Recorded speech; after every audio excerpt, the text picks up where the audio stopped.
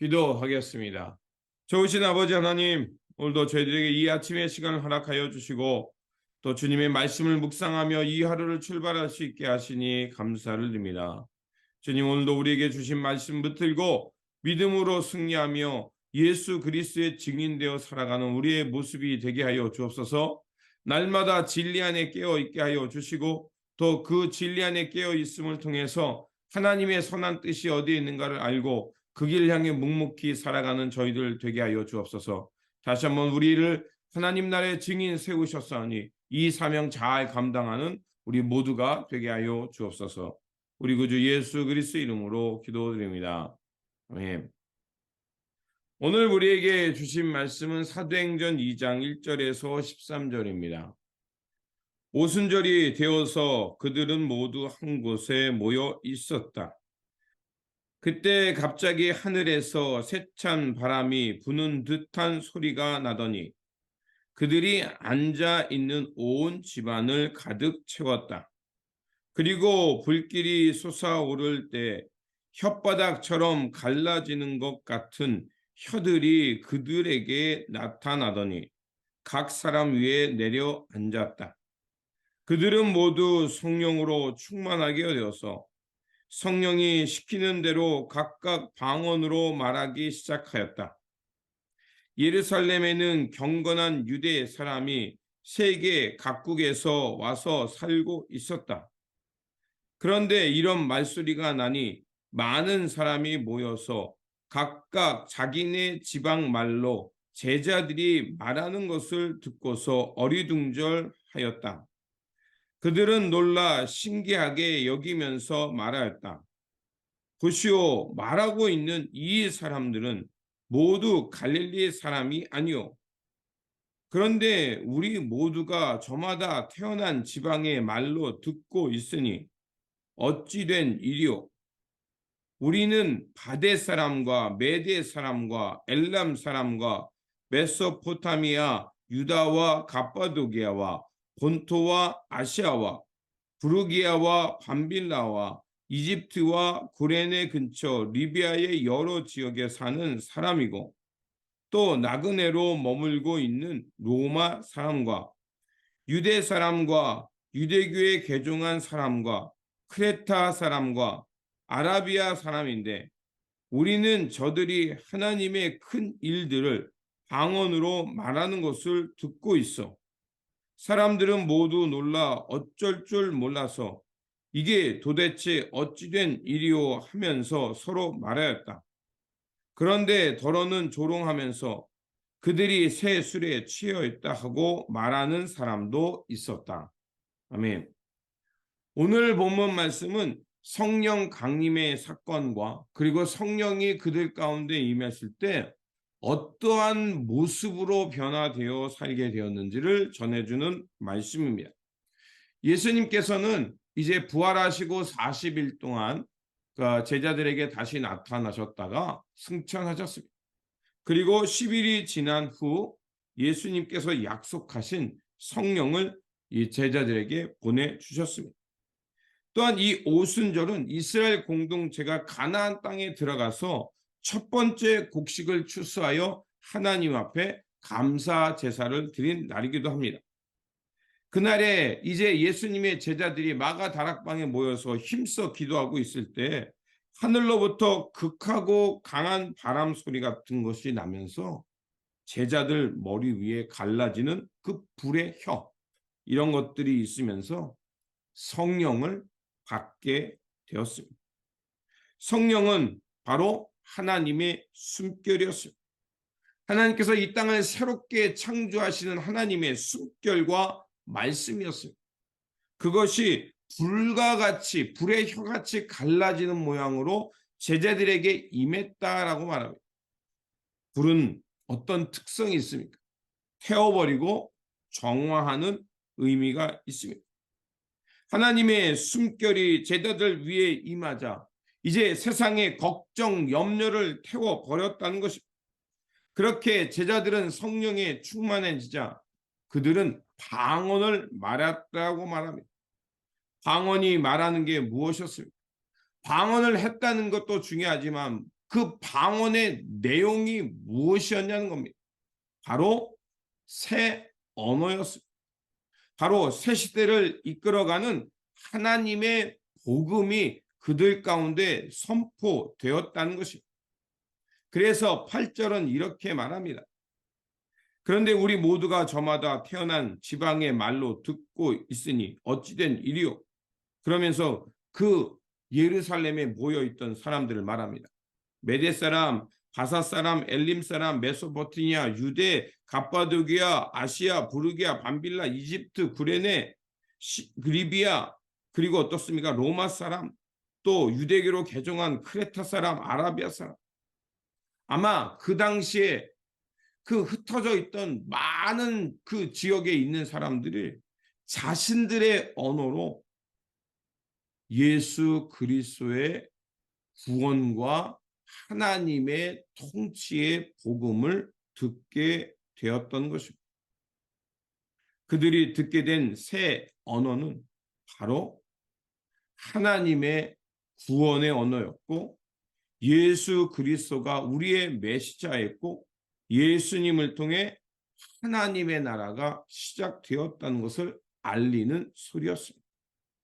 이렇게 성령의 역사는요, 듣지 못하는 사람이 듣게 하고요, 알지 못하는 사람이 깨닫게 하고요, 그리고 사분 오열되어 있던 사람들의 마음을 하나로 모으는 역사가 나타난다는 것입니다.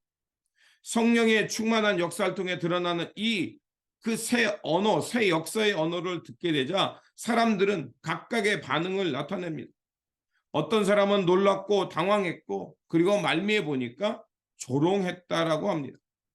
조롱했다는 건 뭡니까? 하나님의 강력한 역사가 있음에도 불구하고 끝끝내 거부하고 성령의 역사를 거부하는 사람도 있었다는 것입니다. 또한 가장 큰 변화는 이제 다락방에 두려워 떨고 있던 제자들이 더 이상 세상에 대해서 두려워하지 않고 그 골방을 뛰쳐나가서 하나님의 구원의 통치를 전하는 예수 그리스도의 복음을 전하는 사람이 되었습니다. 그리고 베드로는 그 술 취했다고 조롱하는 사람들을 향해 이렇게 하나님의 뜻을 전합니다.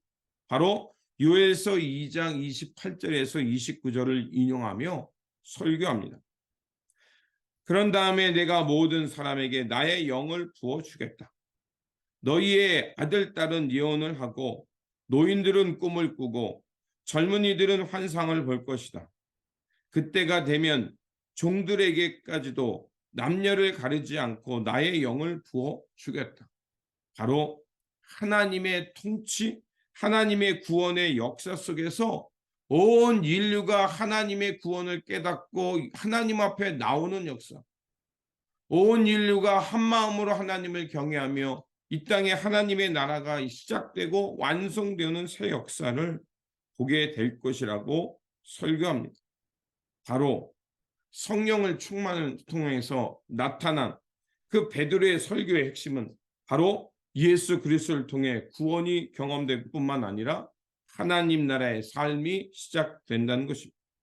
이처럼 성령은 하나님과 사람 사이에 갈라졌던 그 막힌 담을 허물고요, 소외되고 갈라졌던 사람들을 한 마음으로 모으게 합니다. 또한 성령의 역사는 하나님을 향해 깨닫게 하고 자신이 죄임을 알고 그 죄를 통회하며 하나님 앞에 나오게 합니다. 그래서 사도 바울은 에베소 2장 14절에서 15절에 뭐라고 말합니까? 그 예수 그리스도의 십자가의 사건과 그 성령의 역사를 통해서 이렇게 말합니다. 그는 우리의 화평이신지라 둘로 하나를 만드사 중간에 막힌 담을 허시고 원수된 것 곧 의문에 속한 계명의 율법을 자기의 육체로 폐하셨으니 이는 이 둘로 자기 안에서 한 새 사람으로 지어 화평하게 하시고. 아멘입니다. 바로 성령이 충만하며 나타나는 가장 큰 역사는 하나님과 화해하고 평화를 이루는 사람이 됩니다. 하나님의 사랑과 하나님이 나를 얼마나 사랑하는지를 깨닫게 되면 그 자녀는 어떻게 살아가겠습니까? 그 사람은 어떻게 살아가겠습니까? 하나님의 은총과 복을 깨닫는 사람은 결코 옛 사람을 따라 살아갈 수 없습니다. 하나님께서 이끄시는 새 역사, 화해와 용서를 통해 드러나는 새 역사, 그리고 온 인류가 그리스도 안에 평화를 누리며 일치와 사랑과 돌봄의 세상을 향해 살아가게 된다는 것입니다. 성령은 불모지 같은 땅에 웃음과 평화, 차별을 철폐하고 온 인류가 친교를 나누는 세상을 말합니다. 인종과 언어, 지역, 국적을 떠나서 그리스도 안에 한 몸을 이루게 합니다. 그래서 사도행전 2장 마지막 42절 이하에 성령에 충만한 사람들이 베드로의 설교를 듣게 되고요. 그리고 베드로의 설교를 듣게 되자 그들의 반응이 뭡니까? 우리가 죄인입니다. 그들의 마음에 찔림을 얻었습니다. 그리고 그 찔림은 어떻게 합니까? 베드로에게 나와 설교의 말씀을 듣고 예수 그리스도의 이름으로 세례를 받게 합니다. 그리고 세례 받은 사람의 삶이 어떻게 변했는지 바로 사도행전 2장 42절 이하가 우리에게 말해주고 있습니다. 베드로의 설교를 듣는 사람은 마음에 찔림을 받고 세례를 받았을 뿐만 아니라 이제 회개하여 새롭게 된 사람들은 세상의 가치, 세상의 삶의 방식이 아니라 하나님의 말씀에 순종하고 하나님의 거룩한 뜻을 향해 살게 됩니다. 바로 그게 교회의 태동입니다. 그 사람들은 사도행전 2장 42절을 보면 어떻게 되어 있어요? 날마다 그들이 사도의 가르침을 받았습니다. 그리고 자발적으로 그 함께 사는 이웃들에게 그 어려움을 헤아리는 사람이 되어서 자기의 것을 교회에 내놓고 그리고 그 교회의 헌금은 그 어려운 이들을 향해 나눠주는 선교와 섬김의 공동체로 되었습니다. 또한 교회에 있는 사람들은 뭐였습니까? 날마다 모이기를 힘쓰고 그리고 예수 그리스도 안에 떡을 떼면서 밥상 공동체로 한 식구가 되어서 하나님을 찬미했습니다. 자, 그러자 어떤 역사가 일어납니까? 많은 사람이 그 예수 믿는 사람들을 칭송했고요. 하나님께서는 날마다 믿는 사람을 더해 주었다라고 말합니다. 바로 이것이 성령의 역사 속에 드러나는 하나님 나라의 모습이었습니다. 성령은 우리로 하여금 하나님의 구원의 통치를 듣게 합니다. 바로 예수 그리스도의 십자가의 복음을 통해서 우리의 선한 영심이 깨어나고 그리고 그 회개를 통해서 하나님께서 이끄시는 그 새 생명의 공동체, 사랑과 돌봄의 공동체를 향해 살아가도록 우리를 이끌게 합니다. 그러니 성령의 충만함이란 다른 것이 아니라 하나님 나라의 삶을 시작하게 하는 원동력입니다. 그러므로 오늘도 다시 한번 성령의 충만함을 사모하며 기도하시기 바랍니다. 그리고 성령의 역사를 통해서 다시 한번 복음의 증인이 되어서 예수 그리스도께서 이끌어가는 하나님 나라의 그 역사에 함께 동참하며 그 주님의 역사에 주역되어 살아가면서 이 땅에서 하나님께서 이루어가는 사랑과 돌봄, 친교와 평화의 공동체를 이루며 살아가는 저와 여러분 그런 예수 그리스도의 몸 되시기를 주님의 이름으로 축원드립니다. 기도하겠습니다. 약속하신 성령을 내려주신 하나님, 성령을 통해서 마가다락방에 모여있던 120명의 사도들은 성령의 충만함을 경험했고 그리고 어둠의 문을 박차고 나가 그 십자가에서 달려 돌아가시고 부활하신 예수가 우리의 그리스도시며 메시아임을 당당하게 전파했습니다. 더 이상 그들은 세상적 죽음을 두려워하지 않았고 성령의 충만함 속에서 하나님께서 이끌어 가시는 그 역사를 향해 살게 되었습니다. 그러한 그들의 변화와 역사는 바로 예루살렘에 모여있던 수많은 그 동포들을 하나님의 그 공동체로 예수 그리스도의 공동체로 인도하는 역사가 되었습니다. 그래서 그들은 하나님께서 이끄시는 새 역사와 그 하나님 나라의 그 첫 번째 교회가 되어서 선교하고 돌보고 나누고 사랑하고 자발적으로 헌신하며 그 예수 그리스도의 역사를 향해 살아가는 사람들이 되었습니다. 그러하오니 아버지 하나님, 우리도 다시 한번 성령을 사모하며 성령의 충만함 속에서 하늘의 능력을 체험하게 하여 주옵소서. 그래서 예수 그리스도의 복음을 통해 우리의 마음이 뜨거워지게 하여 주시고, 그리고 세상 어두움을 박차고 일어나 하나님 나라의 증인되어 살아가는 저희들 되게 하여 주옵소서. 그래서 우리의 삶의 자리를 통해 예수 그리스도의 친교의 공동체, 사랑의 공동체, 돌봄의 공동체, 선교의 공동체를 이루며 하나님 역사에 주역되어 살아가는 우리 모두가 되게 하여 주옵소서. 우리 구주 예수 그리스도의 이름으로 기도드립니다. 네.